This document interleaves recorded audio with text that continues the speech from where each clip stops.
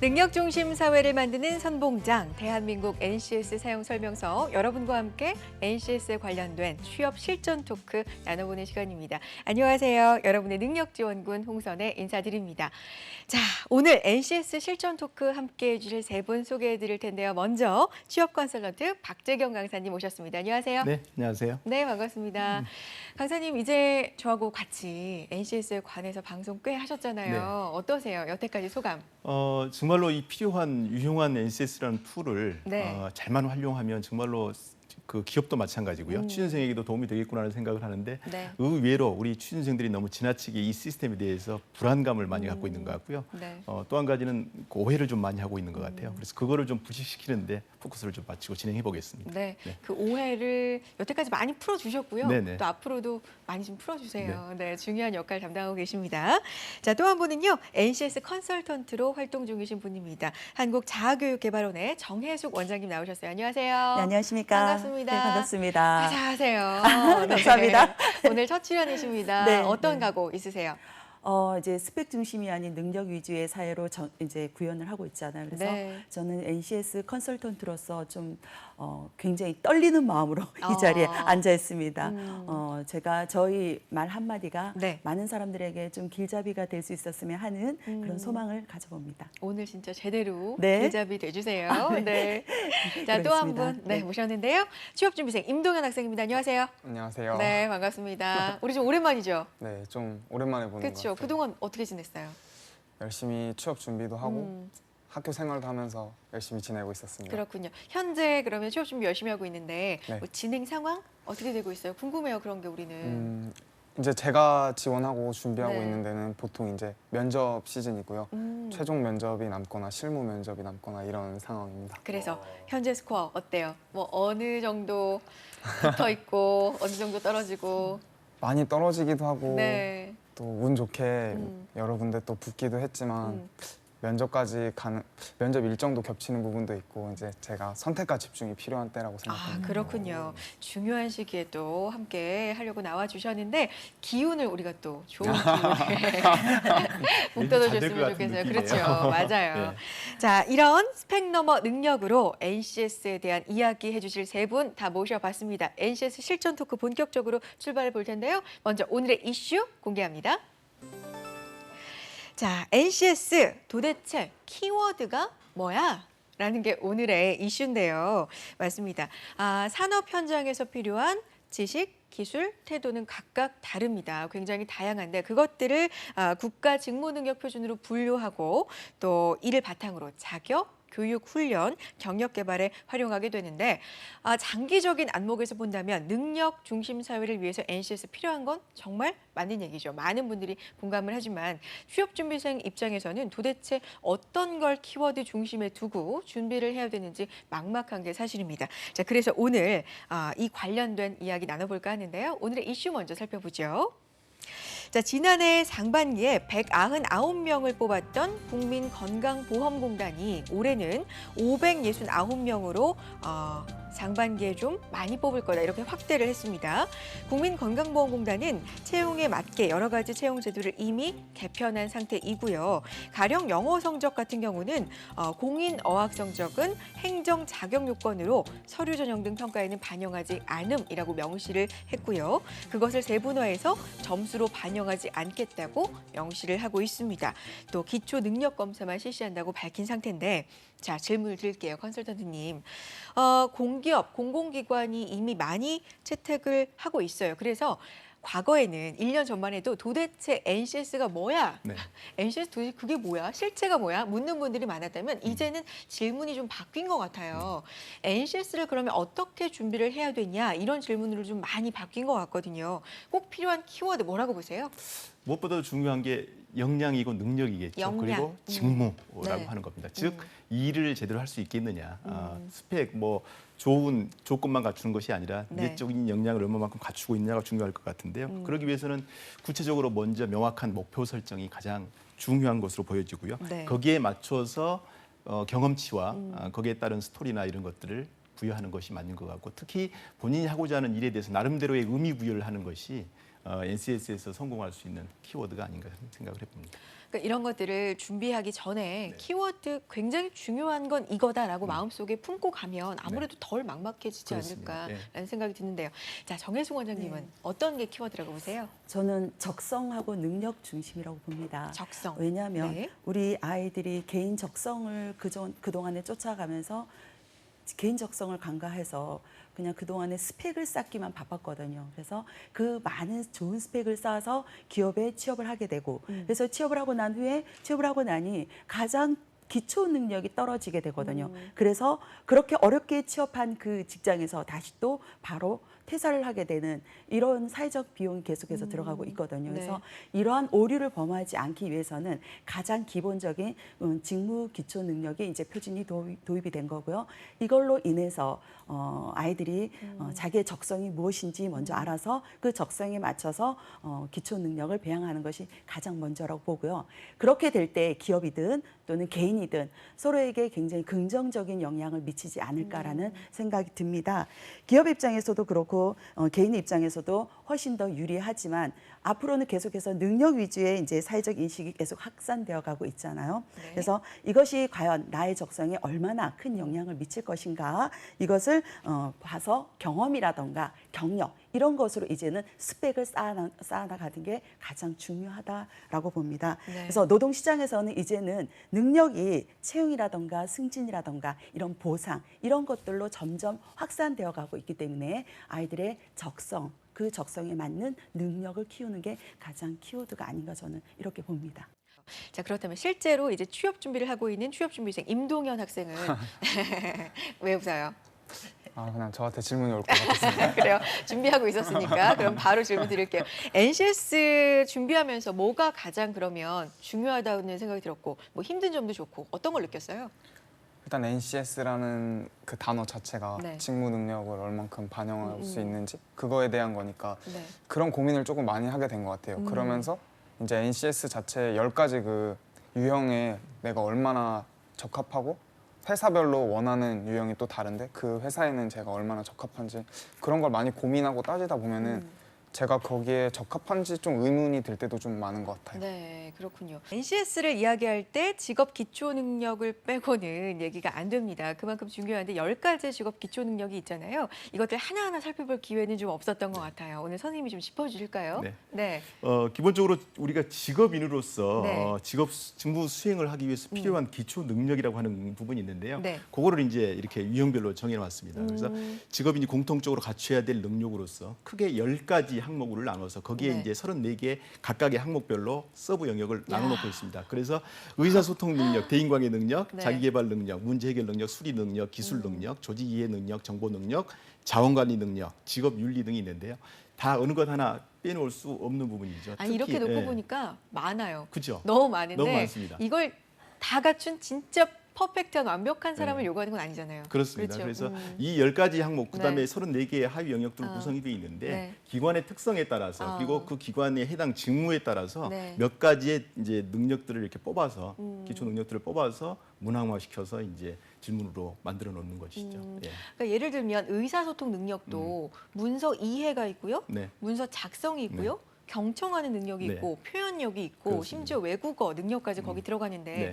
이 5가지를 물론 다 필요로 하는 곳도 있겠지만 네. 더 중요한 몇 가지를 뽑아서 그걸 어떻게 평가할지 또 네. 개발을 하고 뭐 이런 그렇습니다. 거군요. 경우에 따라서 의사소통 능력에다가 문서 네. 이해 능력과 뭐 협상 능력이나 갈등 상황 뭐 이렇게 또는 문제 해결 능력을 같이 묶어서 문항 개발도 하기도 하고요. 네. 예, 그러니까 각각의 직무의 특성에 따라서 직무 기술서에 그런 것들이 나와 있는데 기준 영역에 따라서 몇 가지를 조합해서 문항 개발을 해서 활용을 하고 있죠. 특히 이제 의사소통 네. 능력이나 대인관계 능력 같은 경우 의사소통 능력은 기본적으로 우리가 모든 그 조직 내에서의 의사소통이 그 문서에 의해서 움직여지지 않습니까? 그래서 이제 문서 작성 능력이나 이해 능력들이 대단히 중요합니다. 그렇군요. 네. 그래서 이제 이런 네. 것들이 문항으로 주어질 때 실제적으로 어떤 그 사례를 만들어서 상황을 만들어서 직접적으로 확인하는 그런 절차를 거치게 되죠. 근데 선생님 궁금한 게 네. 이게 의사소통 능력이면 네. 진짜 의사소통을 해봐야 되는 거잖아요. 네, 네. 그래야 평가가 가능한 거라고 그렇죠. 흔히는 네. 생각을 하고 대인관계 능력도 저 사람하고 대인관계를 맺어봐야 뭔가 알 수 있을 것 같은데 네. 이것들을 일괄적으로 객관적으로 평가를 해야 된단 말이죠. 그 네. 평가를 어떻게 해야 될지가 그럼 궁금하거든요. 네. 평가 척도를 별도로 만들어 놓고 있습니다. 아. 예, 그래서 직무기술서에 이제 기본적으로 돼 있고요. 그다음에 직업 기초 능력에 대한 부분을 우리가 능력 중심 채용이라고 하는 NCS 기본 사이트에 들어가 보게 되면 네. 각 직업 기초 능력별로 평가 문항에 대한 예시가 나와 있고 이쪽에서는 무엇을 보고자 한다.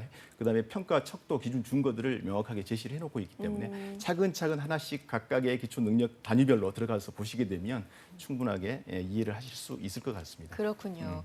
자, 동현 학생, 여기 보이죠? 보이죠, 지금? 네. 의사소통 능력, 대인관계 능력, 자기개발 능력, 수리 능력, 기술 능력, 문제 해결 능력, 조직 이해 능력, 정보 능력, 자원관리 능력, 직업윤리 능력. 자, 누구누구. 여기서 제일 본인이 갖추고 있다는 능력, 뭘까요?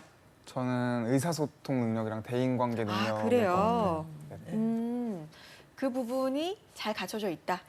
잘 갖춰져 있는 건 아니지만 다른 능력들에 비해서는 좀 제가 가지고 있는 강점이라고 하면 저 능력이 아닐까 싶습니다. 그럼 그 능력들을 많이 보는 회사, 기업, 뭐 기관에 지원하는 게 아무래도 유리하겠죠. 그렇죠. 그러면 어떤 회사, 어떤 쪽으로 준비하고 있나요, 지금? 제가 생각할 때 저는 공기업이랑 공공기관 쪽을 준비를 그렇죠. 하지만 네. 모든 공기업이랑 공공기관에서 의사소통 능력이랑 대인관계 능력이 가장 중요하다고 생각을 해요. 어느 공공기관이든 공기업이든 상관이 맞아요. 없이 네. 저기 위에서 제일 두 번째 있는 능력이라고 보이는 것처럼 책을 봐도 NCS 책을 보면 저 능력이 가장 앞에 나와 있고 네. 가장 위에 나와 있거든요. 모든 업무나 이런 업무 진행 능력이나 이런 거에 제일 우선시되는 능력이 아닐까 싶습니다. 그렇죠. 저도 이렇게 기관들의 기출 문제라고 할까요? 네. 그런 것들을 많이 보면 의사소통 능력이 빠지는 곳은 저는 못 본 것 같아요. 그만큼 가장 기초적이고 기초 능력 중에서 직업 기초 능력 중에서도 가장 기초적인 베이스를 그렇죠. 깔아야 되는 그렇죠. 누구나가 음. 그런 능력이라고 할 수 있겠죠. 어느 회사에 들어가든 맞습니다. 어떤 업무를 어떤 직무든 맡든 간에. 그렇죠. 의사소통 없이는 이루어질 수 있는 일이 없으니까요. 네. 그런데 문제는 이 능력을 어떻게 키울 수 있고 그걸 어떻게 증명할까가 문제인데 어떤 방법이 있을까요, 원장님? 의사소통 능력 지금 우리 동현 학생도 네. 의사소통 능력에 대해서 가장 중점을 두고 있다라고 얘기했잖아요. 근데 저도 그게 가장 베이스로 깔고 있어야 되는 거 아닌가 싶습니다. 네. 근데 문서 이해 능력이라고 하는 것은 업무를 수행하기 위해서 그 내용에 대한 어떤 글로 되어 있는 것을 이해하는 능력을 얘기하거든요. 거기에 따르는 내가 이해를 한다고 하면은 거기에 문서를 정보를 확인을 하고 습득을 하고 또는 거기에 맞게 문서를 평가하고 이런 요소들이 다 있거든요. 네. 그래서 이러한 능력 또한 배양을 해야 되겠고요. 그리고 또 문서 작성 능력이라 하는 것은 네. 내가 업무를 수행함에 있어서 그 내용들을 글로 나타내는 능력입니다. 네. 그래서 그것을 글로 나타내기 위해서 그런 정보를 확인하고 또는 목적과 상황에 맞게 문서를 작성할 수 있는 그런 능력을 키워야 되겠죠. 이런 세부 요인들이 있고요. 네. 그리고 또 우리가 인간 대 인간으로 이제 대면을 하다 보면 네. 경청 능력 또한 굉장히 중요하잖아요. 지금 그렇죠? 동현 학생이 경청을 굉장히 잘하고 있어요. 네, 고개를 경청 이렇게, 능력 또한 네. 굉장히 중요합니다. 이것은 타인의 말을 듣고 그것을 이해할 수 있는 그런 능력이거든요. 그렇죠. 그래서 그런 능력과 또 의사를 내가 어떠한 일을 함에 있어서 경청뿐만이 아니라 내가 들었던 얘기들을 얼마나 잘 표현하느냐 또한 중요합니다. 그렇죠? 그래서 그것과 기초 외국어 능력은 우리가 각각의 요즘 글로벌 시대이다 네. 보니까 어떠한 일을 함에 있어서 외국어로 말할 수 있는 능력 정도는 기초 외국어 능력 정도는 길러야 되지 않을까라는 생각을 합니다. 저는 사실은 의사소통 능력을 지금 우리 아이들하고 학생들하고 수업을 하면서 지금 이해 능력하고 문서 작성 능력 지금 조금 들어갔습니다. 수업 진행이. 네네. 네, 거기 들어갔지만 저는 저기에서 10가지 챕터 중에서 또 하나를 찝는다면 저는 직업윤리를 또 꼽고 싶어요. 직업윤리, 네, 직업윤리, 네. 근로윤리와 네, 공동체 윤리 이렇게 공동체 나와 윤리. 있네요. 요즘에 너무나 이제 이기주의로 흐르다 보니까 우리 학생들이 이렇게 공동체 윤리 또는 내가 직장인으로서 해야 될 기본적인 윤리 이런 거 자체를 사실은 소외하지 않나라는 네. 생각이 들어서 첨언을 좀 드리자면 아쉬운데 직업 윤리 쪽에서는 특히 이제 우리가 같이 더불어 사는 데 네, 있어서 그렇죠. 기본적인 소양 자세들을 요구하는 것들이고요. 이를테면 본인이 하고 있는 직무 일에 대한 어떤 나름대로의 가치관, 직업 의식 뭐 이런 것들까지 같이 포함해서 네. 예, 그다음에 인간관계 내에서도 어떤 직장 내에서의 조직 예절이라든지 매너라든지 이런 것까지 포함해서 예, 그래서 이제 갖춰야 될 기본적인 소양이라고 할 수 있죠. 또 어떻게 보면 정말 중요한 요소이고 네, 네. 조직 입장에서 봤을 때는 로열티를 확보하는 가장 중요한 요소이고 그다음에 이 직무를 수행하는 데 있어서 힘들거나 갈등 상황을 만들지 않고 잘할 수 있는 바탕이 되는 거거든요. 그래서 정말 기업 윤리, 네. 직업 윤리는 중요한 저는 부분인 것 같습니다. 직업 윤리의 중요성을 늘 말을 합니다. 참 직업 많이. 윤리. 예, 예. 그렇군요. 이 10가지 직업 기초 능력 중에서도 두 분은 의사소통 능력과 또 한 가지 직업 윤리를 중요하다 이렇게 보셨는데 기업에 따라서 또 어떤 업무인가에 따라서 중요도를 좀 다르게 매길 수도 있는 네. 거잖아요. 네. 그렇죠. 네. 사실 이 10가지는 다 중요하다고 해도 네. 과언이 아니고요. 그렇죠. 네. 자, 동현 학생은 네. 공기업, 뭐 공공기관 준비하고 있으니까 모의고사 문제 풀어본 적 있겠네요. 네, 많이 풀고 있고 지금도 준비하면서 같이 친구들이랑 스터디를 진행하고 있을 만큼 문제를 많이 풀어보고 있는 것 같습니다. 그럼 직업 기초 능력에 대해서 평가할 수 있는 문제들도 거기 많이 있잖아요. 네네. 그렇죠. 풀어봤을 때 느낌이 어때요? 보통 문제지를 보면은 아까 10개 유형으로 네. 나눠져 있어요. 문제집이 아, 아. 보통 나눠져 있고 네. 그럼 이제 문제를 풀어보면 자기가 어디가 부족한지 이제 같이 스터디를 진행하다 네. 보면은 그게 나오게 되는데 그래서 좀 그런 부분이 좋은 것 같아요. 문제지를 풀어보고 내가 부족한 부분의 유형을 조금 더 심도 있게 공부할 수 있으니까 아, 스터디를 대부분의 학생들이 하는 이유가 그게 아닌가 싶습니다. 그럼 다 모의고사 풀어봤는데 이 유형이 난 진짜 잘 안 나오더라 이런 거 있어요?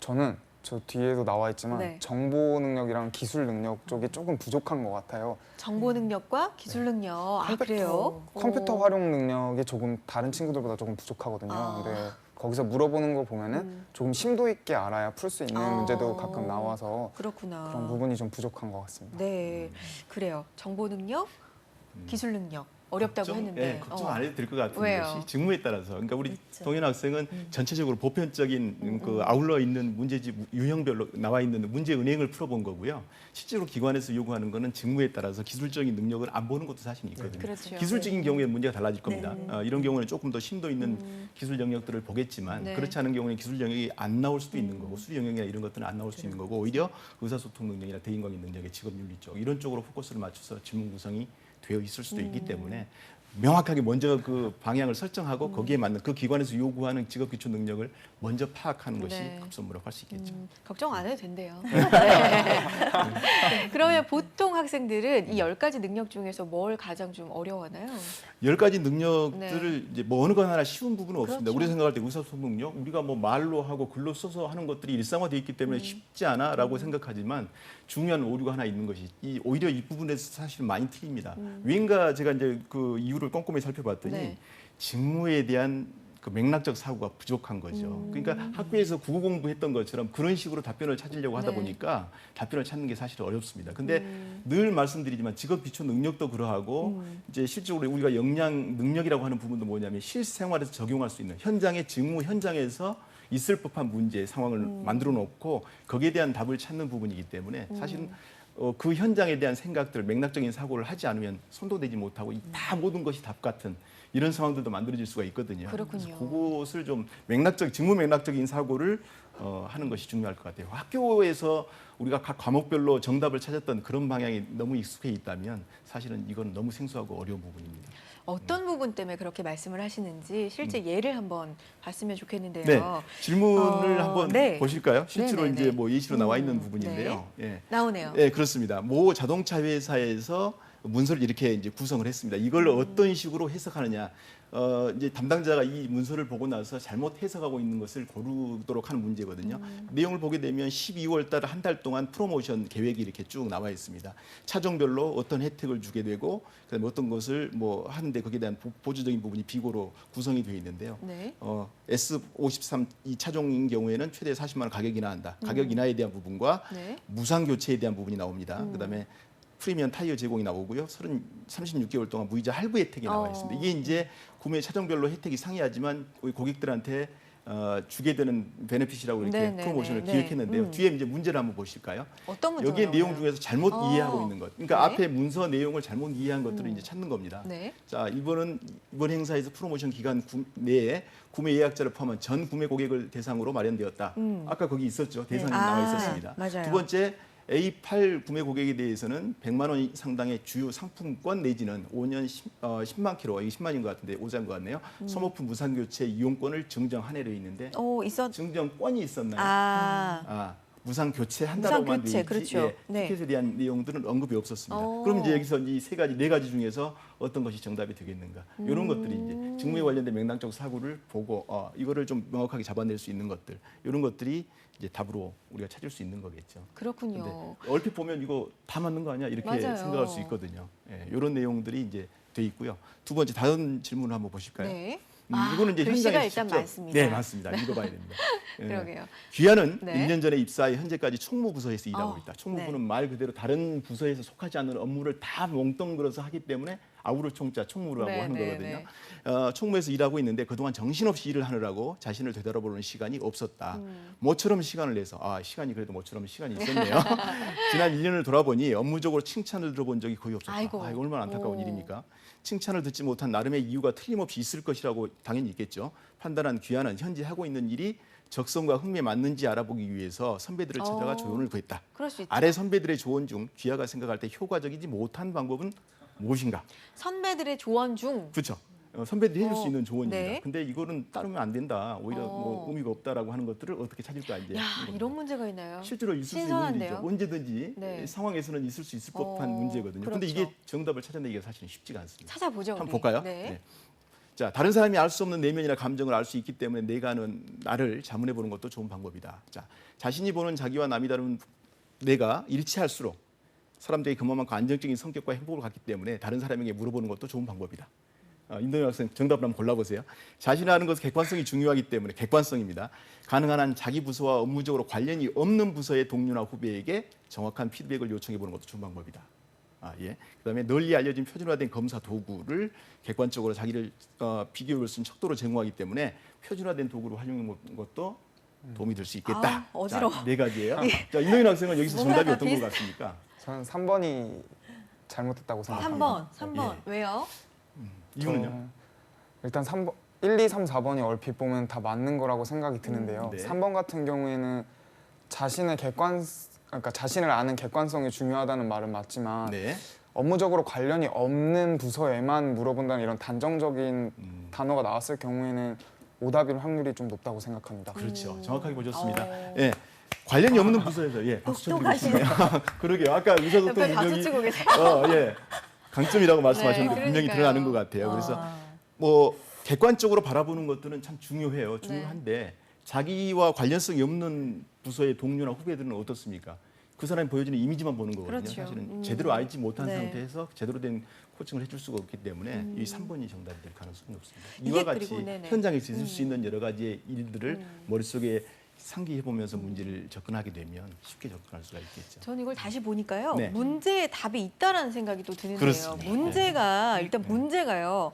지난 1년을 돌아보니 업무적으로 칭찬을 들어본 일이 거의 없었다가 이게 문제의식을 가진 포인트잖아요. 근데 다른 업무를 하는 다른 부서 사람들한테 물어본다는 게 전혀 저는 말이 도움이 안 좀 되죠. 그렇죠. 네. 안 된다고 네, 생각하는데 맞습니다. 이렇게 접근하는 것도 맞나요? 예, 그렇습니다. 그렇군요. 네. 자, 문제를 풀어보니까 좀 감은 오는 것 같아요. 이런 식으로 내 능력을 있는지 없는지 좀 평가를 하는구나. 한 문제 더 볼까요? 원장님이 소개를 좀 해주시면 네. 좋을 것 같은데. 저는 네. 조금 난이도가 좀 평이한 걸로 평이한 가져왔습니다. 걸로. 네. 방송에서 너무 어려운 문제를 주면 우리 동현 학생이 깜짝 놀랄까봐. 근데 동현 학생이 어려운 문제 갖고 와도 잘 풀 거란 믿음이 전 조금 있지만. 전에 제가 보고 알았습니다. 그렇게 좀더 그러니까요. 어려운 문제를 네. 가져올 걸 그랬나요? 자, 네, 일단 이 보죠. 문제는 정보 공개 청구권자에 관한 문제인데 이 문제에 대해서 잘못 쓰여진 글자를 찾는 겁니다. 네, 한번 동현 학생 한번 뭔가 풀어볼까요? 어려워 보이는데. 네. 자, 일단 읽어보죠. 네. 모든 국민, 미성년자 제외 국민, 수영인 등 포함. 법인, 사법상의 사단법인, 재단법진, 공법상의 법인, 자치단체 포함, 정투투자기관, 정부 출연기관 등 외국인, 국내에 일정한 주소를 두고 거주하는 자, 학술 연구를 위하여 일시적으로 해류하는 자, 국내에 사무물을 두고 있는 법인 또는 단체입니다. 자, 제가 네. 읽었죠. 네. 뭐가 이상한가요? 어떤 게 있을까요? 틀린. 저는 네 군데가 잘못됐다고 생각하는데요. 네 군데 어디요? 두 번째 동그라미 법인 부분을 보면은 사단법인 다음에 재단법진이라 돼 있는데 네. 그 부분이 인으로 바뀌어야 네, 될 네. 것 같고요. 그 밑에 줄에 정투 투자기관이라고 돼 있는데 이 부분이 네. 정부 투자기관으로 네. 바뀌어야 될 그렇죠. 것 같습니다. 그리고 또. 마지막에 세 번째 동그라미 부분을 보면은 학술 연구를 위하여 일시적으로 해류하는 네, 자라 돼 네, 있는데 체류하는 자로 바뀌어야 될 것 같고요. 네. 마지막 줄에 국내에 사무무가 아니고 사무부를 두고 있는 법인 또는 그러네요. 단체로 바뀌어야 될 네, 것 같습니다. 그렇죠. 맞습니다. 맞아요. 이렇게 해서 네. 네 개의 문항이 틀렸습니다. 자, 이것은 문서 작성 능력에 포함이 되는데 문서 작성을 했을 때 이것에 대한 어떤 평가, 오류를 평가하는 그런 문항이라고 볼 수 있겠고요.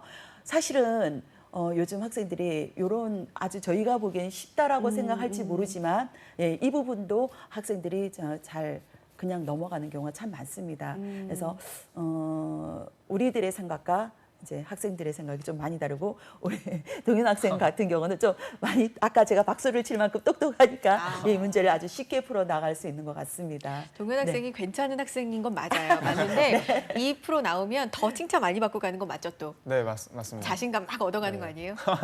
맞아요. 그런 것 같아요. 네. 좋은 기운 받고 진짜 취업 잘 됐으면 좋겠는데요. 네, 네. 네, 네. 아, 지금 제가 읽었잖아요. 소리를 내서. 네. 그러니까 알 수 있는 게 읽으니까 읽으면서 전 알 수 있더라고요. 그쵸. 뭔가 말이 이상하다. 네. 그 부분이 답이었어요. 네, 알 수 그렇죠. 있었는데 실제로 풀면서는 딱 보는 순간에 저는 그런 생각이 들 것 같아요. 정보 공개 청구권자? 뭐 이렇게 어려운 말 이걸 다 알아야 돼? 라는 생각이 들 것 같은데 네. 막상 풀어보면 굉장히 기초 상식에 어떻게 그렇습니다. 보면 네. 더 기반을 둔 네. 문제잖아요. 네. 두려워할 필요가 없겠어요. 그렇습니다. 일단 처음부터. 네. 네. 네. 두려움을 없애는 방법? 뭐 이런 거는 뭐가 있을까요?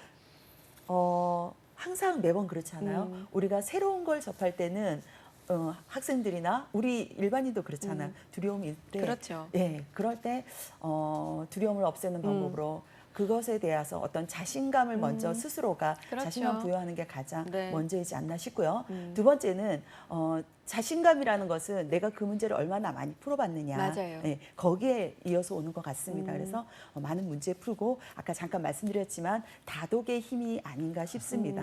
그래요. 새로운 유형이 나오면 사실 사람이 당황할 수밖에 없죠. 그렇죠. 처음 보는 유형이면. 근데 경험을 통해서 아, 내가 경험해봤더니 어려워 보였던 문제도 사실은 그렇게 어려운 게 아니었다라는 경험이 있으면 두려움은 좀 많이 없어질 것 같다는 생각이 들고요. 자, 이런 문제 풀어보니까 어때요, 동현 학생? 도움이 돼요? 네, 도움이 되는 것 같아요. 어떤 면에서? 실제로 네. 지금 이렇게 나와서 풀어보는 네. 긴장감 속에서 맞췄다는 게 조금 뿌듯하기도 하긴 한데요. 이게 시간을 재놓고 풀면은 방금 전에 예시로 들었던 문제 같은 경우가 제가 제일 약한 부분이더라고요.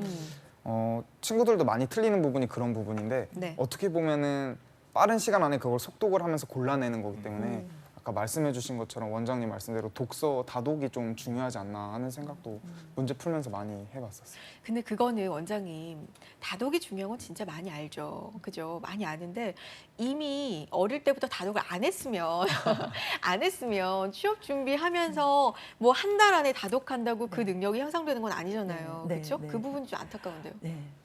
그래서 우리 네. NCS 교육을 하면서 학생들에게 아까 선생님 말씀하셨던 네. 것처럼 학생들이 경험이라던가 경험이나 아니면 경력을 많이 쌓으라고 하잖아요. 경험과 경력은 아까 말씀하셨던 것처럼 자기 스스로의 어떤 자신감도 네. 충만하게 할 수 있습니다. 네, 네. 그러니까 밖에 나가서 아르바이트를 하던 또는 자기가 어디 가서 봉사활동을 네. 하던 이런 다양한 경험과 경력들이 내가 직업기초 능력을 배양하는 데 훨씬 더 큰 도움이 되지 않나 밑거름이 될 것 같다라고 네, 말씀드리고 싶습니다. 그렇군요. 첨언을 좀 드린다면 네.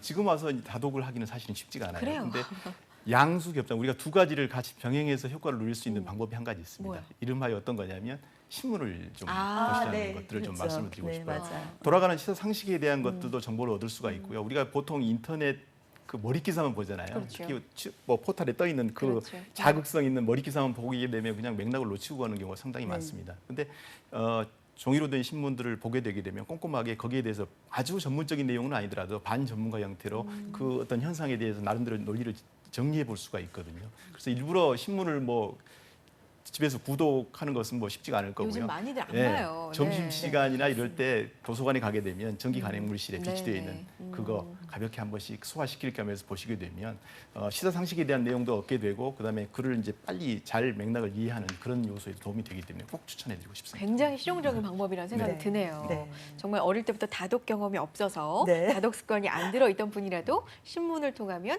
상식도 얻고 네. 또 독서하는 힘도 기를 수 있고 좋은 방법입니다. 자, 동현 학생 네. 이렇게 두 분 모셨는데 네. 이 직업 기초 능력 뭐 이런 관련해서 궁금한 점 있으면 마음껏 물어보세요. 네. 저는 이제 저만의 문제는 아니고 이제 음. 취업 준비생들의 문제를 조금 말씀드리고 싶은데 네. 그 요즘에 문과가 취업이 안 된다는 말이 많이 나오잖아요. 아이고 네. 너무 심각하죠 정말 인구론이라고 하잖아요. 네. 그죠?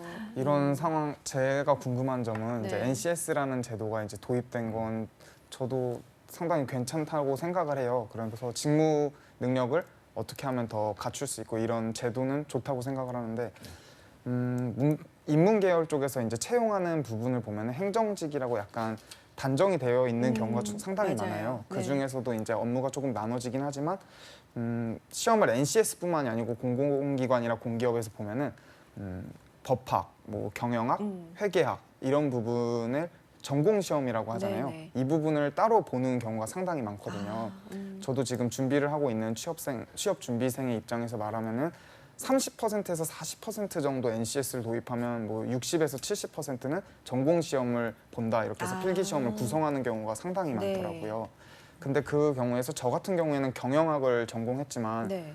경영학을 선택을 하는 경우에 그래도 조금 심도 있게 공부를 해서 볼 정도의 수준이 좀 나오는 편이에요. 네. 왜냐하면 4년 동안 공부한 걸 다 기억하고 있는 사람은 힘드니까 그렇죠. 공부를 해서 가야 되는데 맞아요. 어문 계열이나 이런 그런 인문대 학생들 같은 경우에는 네. 그 부분을 따로 공부를 해야 돼요. 4년 동안은 자기가 준비한 부분이 그러네. 아닌데 네. 그러면 NCS 그다음에 전공 네. 자기들이 배우지도 못한 전공을 공부를 해서 입사를 시험을 봐야 되기 때문에 상당히 많이 불안해하고 부담감을 가지고 있거든요.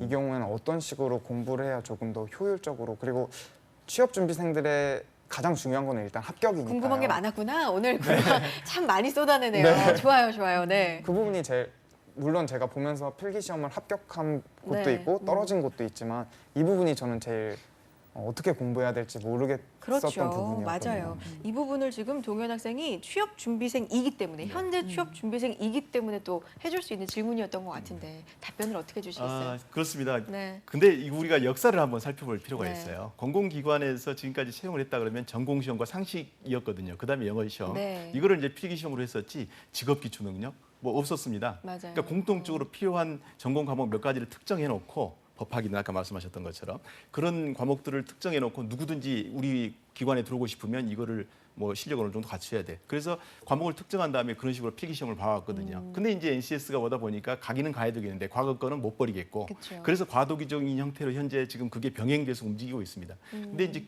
그 궁극적으로 하고자 하는 NCS의 기본 방향하고는 다르기 때문에 이것들은 조만간에 없어질 게 분명하고요.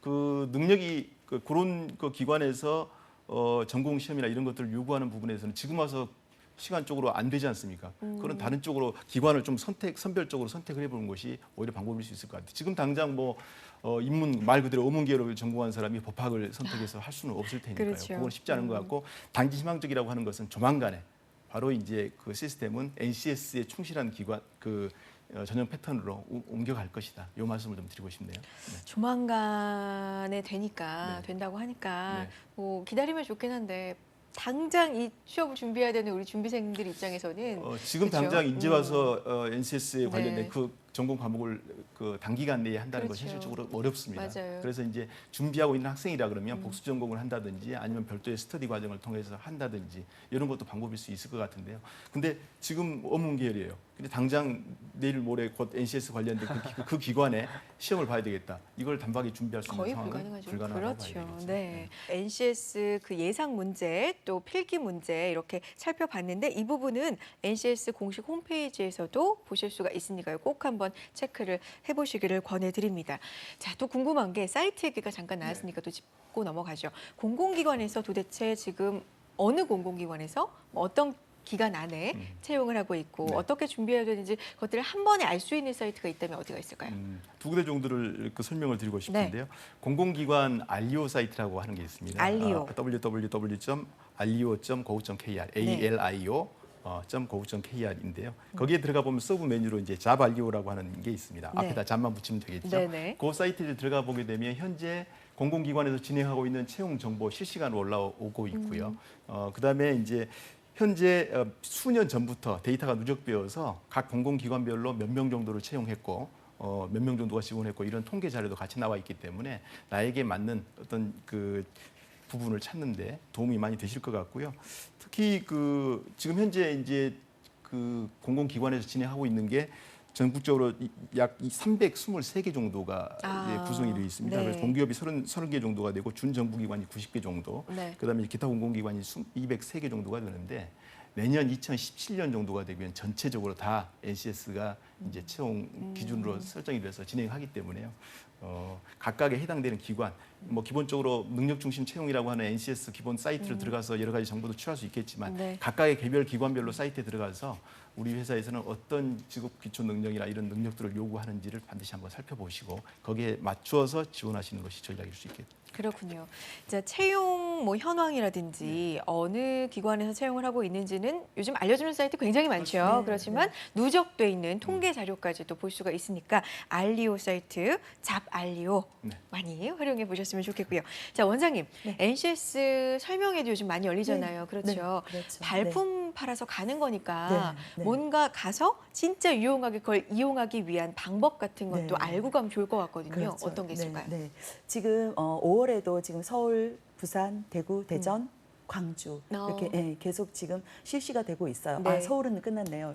네, 여러분들께서 국가직무능력표준 사이트에 들어오면 네. 이런 사항들이 항상 안내가 되고 있습니다. 그래서 내가 상설 설명회에서 다니면서도 들을 수도 있고요. 또는 뭐 채용 사이트라든가 한국고용정보원의 사이트라든가 아니면은 산업인력공단 NCS 사이트 네. 여기를 이용해서 많은 도움을 받을 수 있겠는데 자 우선 내가 가기 전에 상설 설명회 갈 때 굉장히 많은 사람들이 여기에 이제 운집해 있을 그렇죠. 겁니다, 그렇죠? 그래서 제가 과거에 우리 아이들과 네. 이런 설명회를 다녀본 결과 어. 될 수 있으면 좀 빨리 좀 도착을 해서 아. 이제 예를 들어서 앞자리에 자리를 앉아서 어. 네, 물론 필기도구라든가 우리가 직업 유리할 때 반드시 해야 되는 일이 네네. 있잖아요. 필기도구를 준비해서 내가 가고자 하는 기업이 어떤 기업이라든가 이런 기업에 대해서 어느 정도 기본적인 상세 사항은 내가 좀 조사를 하고 난 후에 가야지 그런 내용들을 좀 빨리 습득할 수가 있습니다. 그냥 무턱대고 오늘 설명회가 있다더라 해서 친구들하고 우르르 가면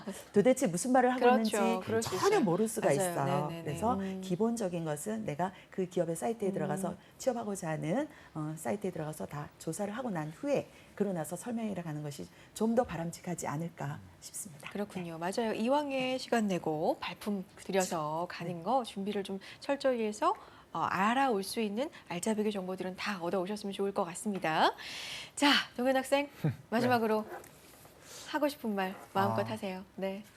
질문도 좋아요. 아까 말씀해주신 네. 사이트 알리오 사이트 네. 저 되게 애용하거든요. 아, 그래요? 이거 되게 그럼 후기를 들어보죠. 어떻던가요? 되게 고급 정보인데 아, 그래요? 좋아요. 이거 되게 알려주셨으니까 네. 많은 취준생들이 들어가 볼 거 아니에요. 네. 그러면 경쟁자가 한층 늘지 않을까 생각합니다. 네, 되게 좋은 사이트거든요. 많이 이용하고 네. 있고 취업 준비하면서 어떻게 보면 제일 많이 도움이 받았던 네. 사이트가 이 사이트가 아닌가 싶을 정도로 좋았었어요. 그래요. 아까 알리오 선생님이 말씀해 주셨을 때 좀 혼자 뜨끔했겠어요.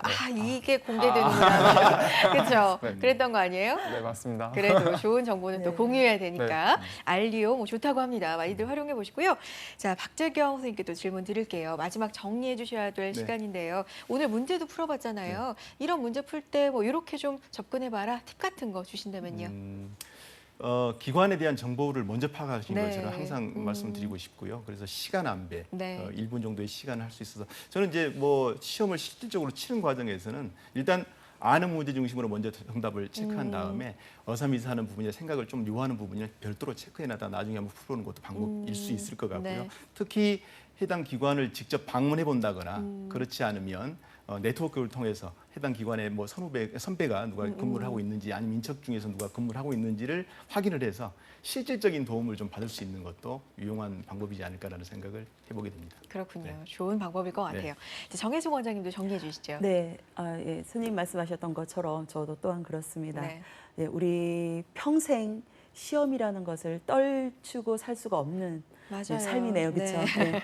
그러나 해서 쟁취를 해야 되니까 우리 모두 다 같이 연습을 하는데 시험 준비를 해야 되는데 그럴 때 아까 말씀드렸던 것처럼 시간 안배 잘해서 정말 나 이 문제 알았는데 못 풀었어 하는 이런 아쉬움이 없게 시간 안배 잘해서 그 시간 안에 여러분들께서 문제를 잘 풀고 모두 다 합격이라는 그런 행복한 어떤 즐거운 맞아요. 비명을 질렀으면 좋겠다라는 맞습니다. 말씀드리고 싶습니다. 네, 자 NCS 취업 실전 토크 오늘도 세 분과 함께했습니다. 박재경 컨설턴트, 정혜숙 원장님, 임동현 학생과 함께했습니다. 세 분 고맙습니다. 네. 감사합니다. 네, 고맙습니다. 고맙습니다. 대한민국 NCS 사용 설명서 능력 중심 사회를 위해서 여러분과 함께 달리겠습니다. 다음 시간에 찾아뵙죠. 고맙습니다.